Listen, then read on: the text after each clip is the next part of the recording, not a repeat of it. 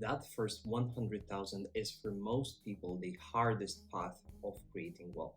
So in this video, I want to share my story of how I saved my first $100,000 by going through the details of my successes and failures that helped me achieve it.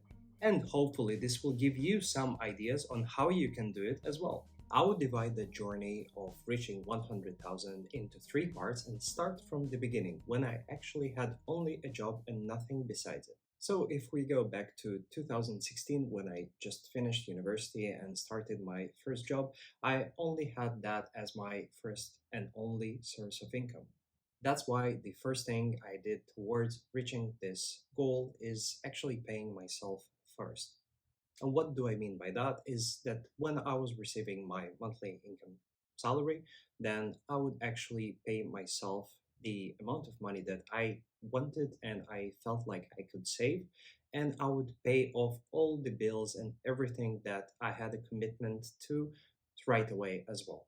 At that time, I was quite lucky to get a pretty high salary for the medium, and I was putting aside around 20 to 30% of my income. And with that side money, I was actually also shuffling between different bank accounts and saving accounts as well, just trying to maximize everything and get the best return out of that savings. Obviously, I quickly realized that that is not going to lead me anywhere, and most importantly, that's definitely not helping me to reach my first initial goal of achieving that $100,000. And that's exactly when I realized that I need to do something else, and that else is starting side hustles. By this time, I was already putting aside regularly 20 to 30% of my regular income, and I was also looking into all kinds of side hustles possible, anything that you could imagine. So I'll tell you about a few of them that worked and many of them that failed, so that you know that I've also gone through a lot of failures. So if you're experiencing this at this right moment, that is completely fine. So at the beginning, since I was putting all my money into these savings accounts and also getting to know the banks and how they work better, I quickly realized how all this system works. And there were a lot of offers to actually make some extra money from changing your banking to one other bank and changing your accounts and the way your salary is received. And by doing these changes, you would receive some bonuses from the newer bank. And that's exactly how I started doing some extra money. There were also a few joining offers from other banks, and I was just trying to maximize everything out of it. But at some point, I reached that limit of switching the banks, and I realized that this side hustle, it's also not going to work. While also benefiting from those joining offers and switching accounts for banks, I was actually getting into buying and selling as well. So this was my second side hustle that actually lasted for quite long and brought me the most amount of money from those smaller side hustles. Through buying and selling, I was actually targeting all kinds of end goods that were on different marketplaces. So what I was trying to do is to achieve that margin through selling something. So I would search for one good or another. I would search also for what people are looking for. So trying to understand where's demand and where I can make that extra margin, buying those goods, maybe even in advance from actually receiving an offer, or sometimes buying something after actually receiving the offer and only matching that margin in the end. What do I mean by that? The quickest way to explain is actually some kind of wholesaling. I would try to find a buyer, get the deal done, or get some smaller deposit for that good, and then actually go on and purchase that good and completing the transaction. You can do this with anything possible. You can sell bikes, for example. You can do this with watches or with older phones, anything that comes to your mind. Maybe you're more specialized or you just have knowledge into some specific field. So that's exactly where you should start. And most probably, it will definitely bring you at least a couple $100s per month.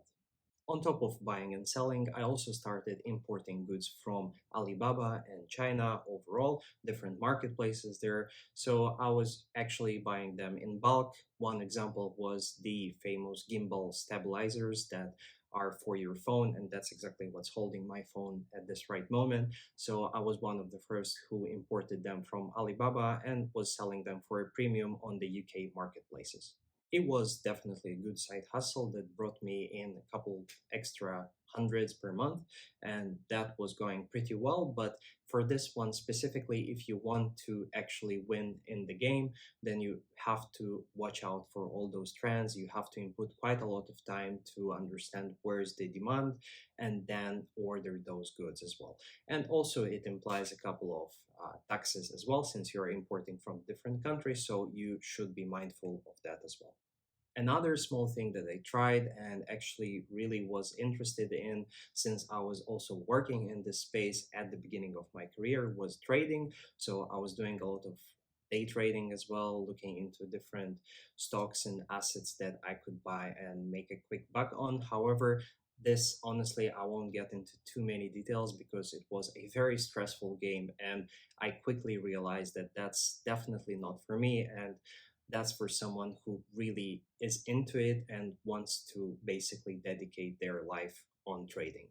Nevertheless, there were a couple of cases where trading brought me some good profits. Like, for example, I was looking and participated at the IPO of Snap Inc. a few years ago, if you remember that. And that's where I made a pretty good bet and made around $2,000 in the first 3 hours of the IPO and then just sold the stocks. But again, this is not really working every single time, and that might bring you, and most definitely brought me, more stress, sleepless nights than profit. Another thing that I was looking into was social media marketing, and I did that for quite a long time actually. And I started by just building different social media pages on Instagram, even buying some of them and trying to develop them to a level where I could actually sell something through them or collaborate with different brands and make the extra money from that. Yet for this specific side hustle, you definitely require a lot of input. So a lot of time of yourself to actually build that brand, build that Instagram page, for example, and then market it to the whole world, and then also discuss with your collaborators, reply to the DMs. So basically, that's quite tedious and requires a lot of personal input, which is very similar to trading. If you are actually interested in this niche and you want to work in this full time in the future, then that's definitely something that you should consider, because it brought me a couple of hundreds, actually not even per month, per few months, because I had to wait until I actually received all the ROI from this investment. During that time, I was also building my very own first Instagram travel page, and it was actually pretty successful. After 2 years, we reached a few thousand, actually a few tens of thousands of followers. And that's when I started realizing that I could collaborate with brands, and I did a few with restaurants and hotels. However, again, this is not something that would bring you more extra monthly income. It's more for the lifestyle. And if you want to travel and save on your stays, for example, then that's actually something interesting that you could also consider. Obviously, you know that this is a super competitive niche. And for me, it was successful at times, but I wouldn't really consider this as a success. It's more of an experience. I learned from it, and now I know how to approach all those entities, restaurants, and so on.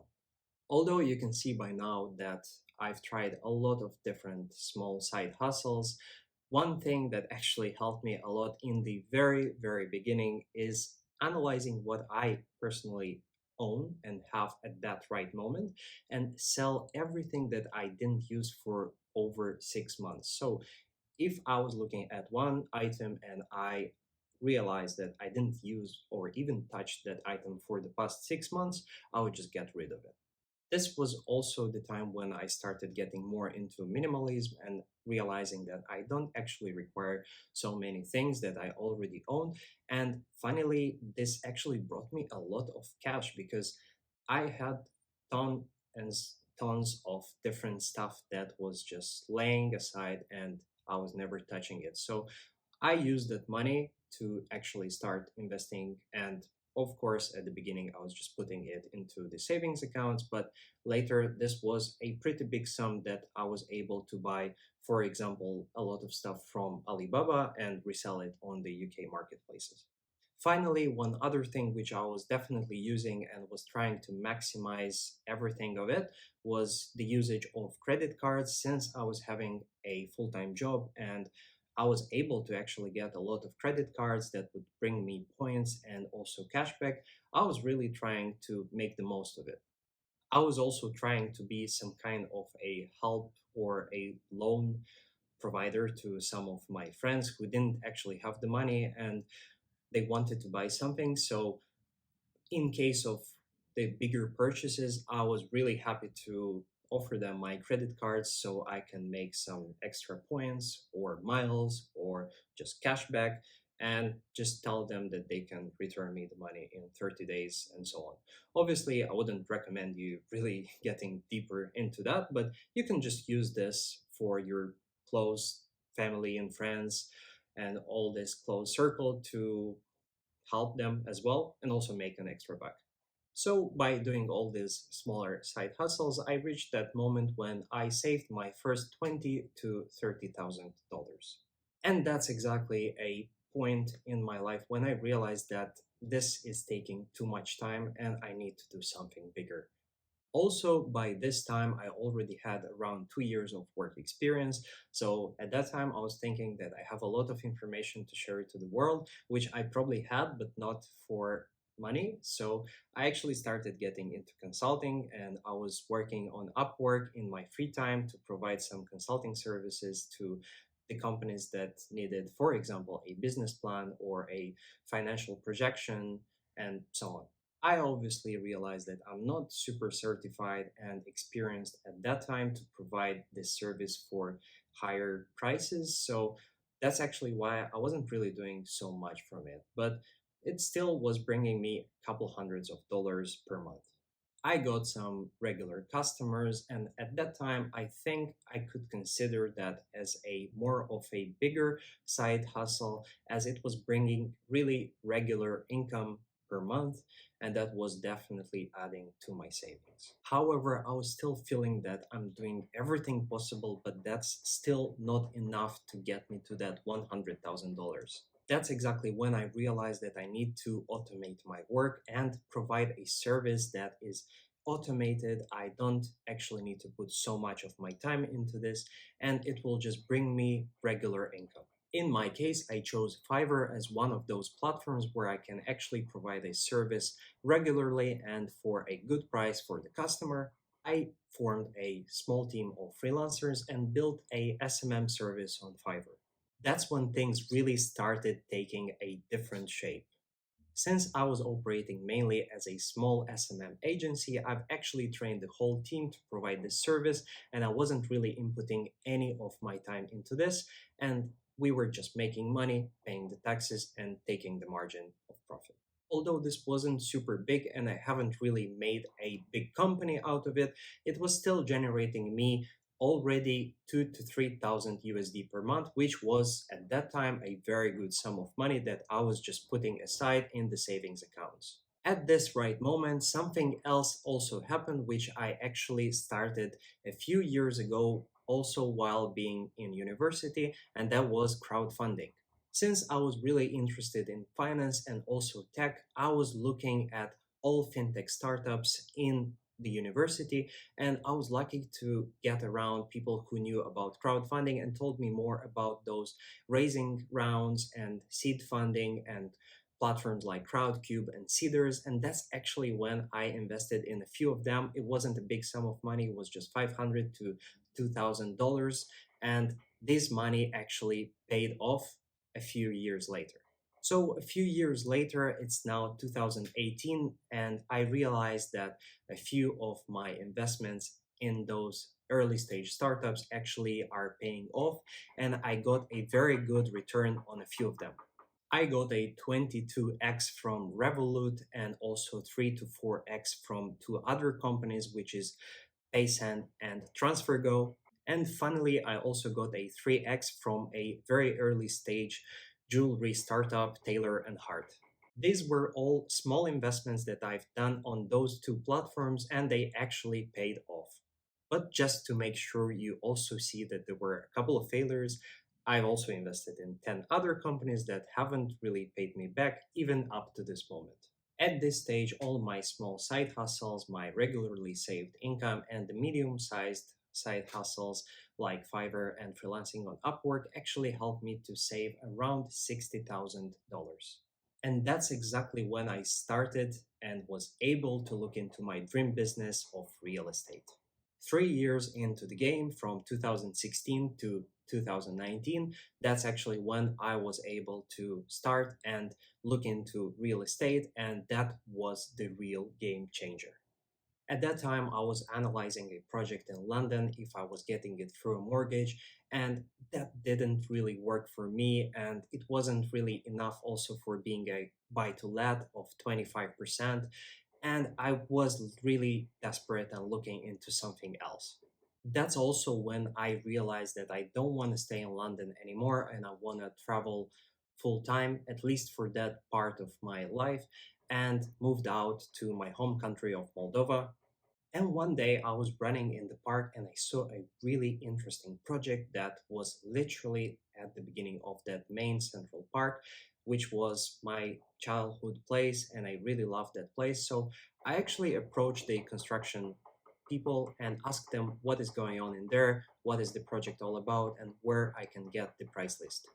2 weeks passed. I was actually the first person who bought into this project, and everyone was telling me I was crazy. And that was the exact game changer for me because I was able to buy in early and I actually didn't only get one apartment, I bought into two one-bedroom apartments.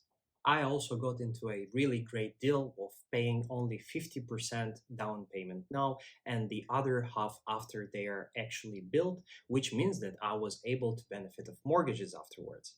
So for me personally, at that time, I didn't really understand how I can actually lose in that deal. And I definitely grabbed the deal right away, paid for it, and 1.5 years later, I got a 3x multiplier on my return. By losing in that deal, I actually meant that all the neighboring buildings were selling at least at a 30 to 40% premium to what I paid initially for buying those two apartments. So I really couldn't see how I could lose. And to make it more clear why I consider this as the ultimate step, which actually enabled me and allowed to reach that $100,000 and more, is that by investing 50,000 in that specific deal, I was able to actually get a return of $150,000, and that is over 100K target. At the handover stage, the prices for those apartments were already double, and I actually waited for a few more months to be able to get the most out of those deals. And I didn't even need to close the remaining second half because the profit that I made from selling them actually covered my debt to the company as well. So by selling those two apartments at the end, I was actually able to pay off the developing company and get the remaining profits for me, which was around $100,000. And the funniest thing in all this story is that I've tried over 3.5 years to reach that $100,000 through many other small side hustles. And when I actually was able to get into real estate, I just made it in less than 2 years. That is a direct proof that your first 100,000 is the most difficult. And if you just believe in yourself, you do everything right, and you try all kinds of side hustles and achieve it, then the next stage of doubling it or even tripling it, it's going to be much easier and most importantly, quicker. Nevertheless, I hope you found this episode interesting and helpful. And if you did so, please let me know in the comments below, leave a thumbs up, and see you in the next video.